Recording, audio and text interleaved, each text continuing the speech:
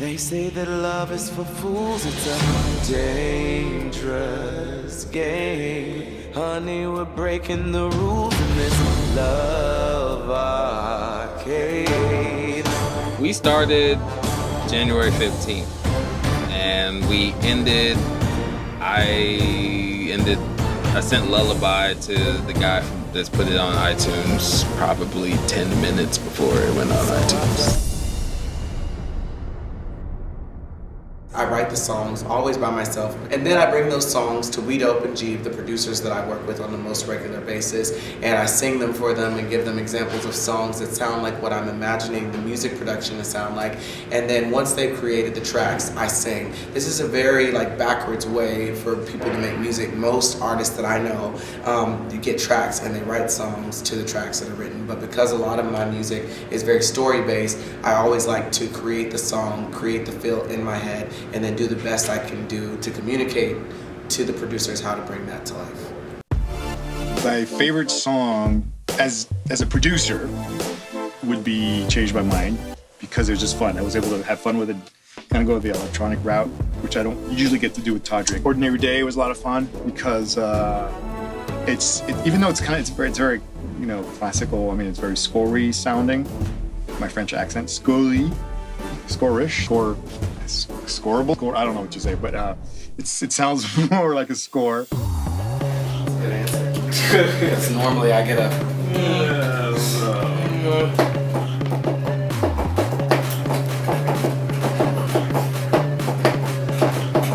The ones I like to say started because we all have our input on every song. Wanted Reprise, All American, Kaching, Dim Beats, 11, Doll Hairs, Painting in the Rain.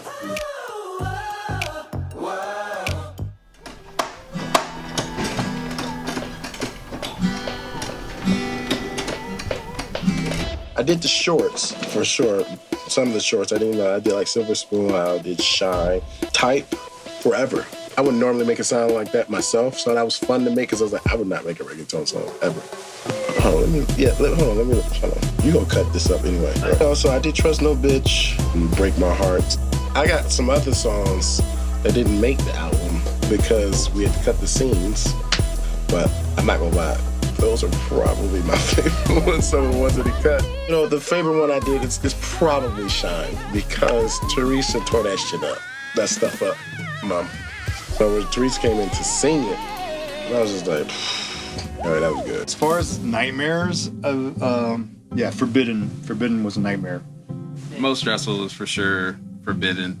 Well, everyone's gonna say it's Forbidden because Forbidden, y'all don't even know how many versions of that song it was, especially from the bridge on. I mean, it came out good, but it just took forever. It was one of those we just kept changing everything, but it's just, I remember after the bridge, it just kind of went all over the place for a while. That song never ended. I don't think it's ended today. I think it's still going on in the stratosphere.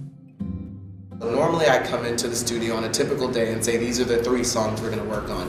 I feel like I love the beats that Kofi does, so if I want something that's very rhythmic, I give it to him. If I want something to give me the feels, I feel like Carl is the gayest straight man I know, and so if I want something that I'm it needs to make me feel all fluttery inside, but in a cool R&B and hip-hop way, I would give that to Carl. And then I give Jeeve all the things that are live instruments or very techno, because he's really good at electronic music. But really, I've been surprised that sometimes I give Carl or Kofi a song that I would typically give to Jeeve. But Jeeve has done some very urban songs that I would typically give to Carl or Kofi, and they've also done some very orchestral songs. These guys are super talented, and we're really on the same page, and we're very compatible, so we can start and finish each other's projects.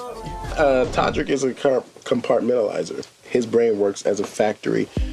He used to always want the sweet R&B more stuff from me, If it had anything to do with soul or some type of traditional sounds, I got a little bit more of that. He typically gives me the big boom, boom, boom drummy ones or the trap ones, anything ratchet. I guess because I'm from the South, because I'm not ratchet at all, I don't think.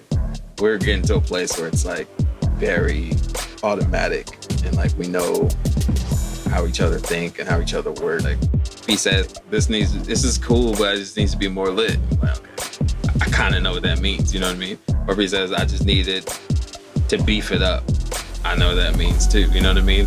And so you kind of have to learn how to speak Todrickese, and I think we're all pretty fluent in that now.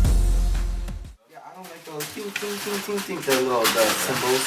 I like this stuff. And can we just like explore maybe some other options of the bum bum bum? Like, Okay. You mean for the whole thing or just? just like maybe just bum bum bum. Maybe just like an alternation, like alternating.